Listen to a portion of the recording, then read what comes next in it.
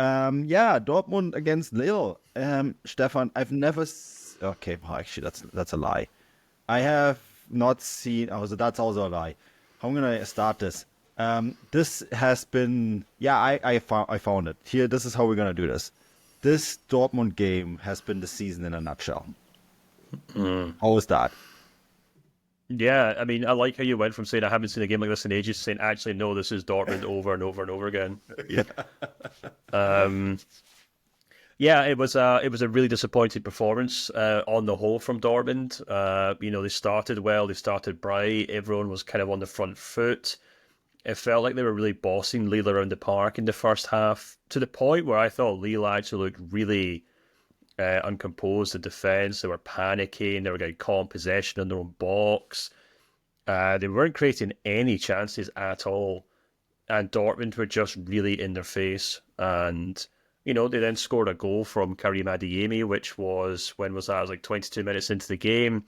A really, really outstanding goal. It's really worth looking up. Basically, a cross comes in from a corner. Lille managed to get out of the box and Adeyemi just basically hits it on the half volley and it goes into the bottom corner.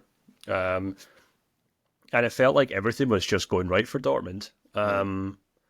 And then they get to half time, and really Lille were really hanging on at that point. Dortmund hadn't really created any clear cut chances per se, but they were dominating on the park. And then, obviously, the Lille head coach must have made a huge, kind of frustrating team talk. Um, and the game just completely flipped. It felt like Lille were in the ascendancy in the second half. It felt like Dortmund kind of got to a point where they felt like they had to kind of hold on to the lead rather than push for a second goal. And we were all saying to our subscribers in the subscriber chat, Dortmund have to get a second goal here to kind of kill off this tie, or at least kill off this leg of the tie. And instead of doing that, they sat deep. And for large chunks of the game, it felt like Lille were almost like the home side here, who had possession, and Dortmund were playing on a counter attack. Yeah, yeah. And Lille obviously get their goal through Haraldson, who I thought had a great game. I thought he was everywhere. He caused Rierson all sorts of problems. Um, and by the end of the match, Dortmund were probably quite happy to walk away with a 1-1 draw, to be honest. I mean, obviously they weren't, but in the way that second half was going, I think if it played for 20 minutes, you'd probably say Lille were the team who would have scored that second goal before Dortmund did.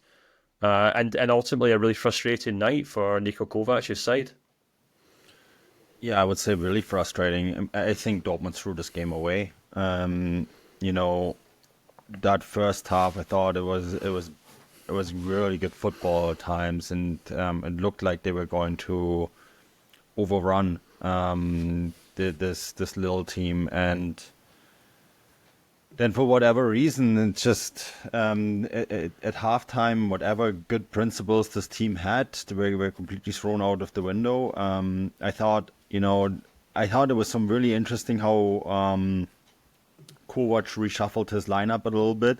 Although it's really just a little bit, isn't it? The changes where Brandt came on for Reina, who played on the weekend, and Gittens is on for Bayer. And I thought Gittens had a really poor match, to be honest with you. For whatever reason, whatever happened to Adeyemi positively under Kovac, since that change from Zain is almost the reverse for Gittens.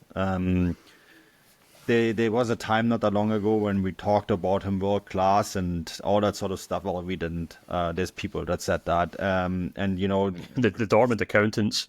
the Dortmund accountants, yeah, 100 million euros Gittens. This is shocking, in my opinion. I think there's a good player there, but it's. I think he has really struggled under this in this new regime, and Svensson. I think he was the guy who played Haraldson on for the equalizer. He then had to go off on. I still think Andre Gomes was lucky to escape a red card there. And so, yeah, I mean, I don't know what happened to Dortmund in that halftime, because they they did so many things right in that first half and so many things wrong in the second. And the one thing too that you really have to mention is, as good as they looked in the first half, they finished the game with an XG of 0.26.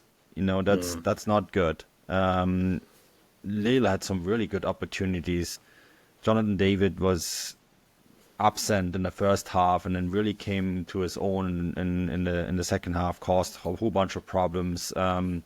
Almost got a penalty too, which I think would have been very soft. He goes down a bit too easy for me there, but he Mm. caused problems, and you can see why he's an interesting player every transfer window, even though he never seems to move. And so yeah, we were like in this really interesting situation now where Dortmund went from, oh, we could maybe dispatch a little 2-0, 3-0. We should mention too, Pascal Gross scores an offside goal, right? Mm. And I think then we are probably in a different situation as well. To now they have to go to France and play in Lille, which is not an easy place to play. And they have dispatched some really big teams this season as well. And so, yeah, what seemed to be a comfortable tie after 45 minutes is now on ice edge.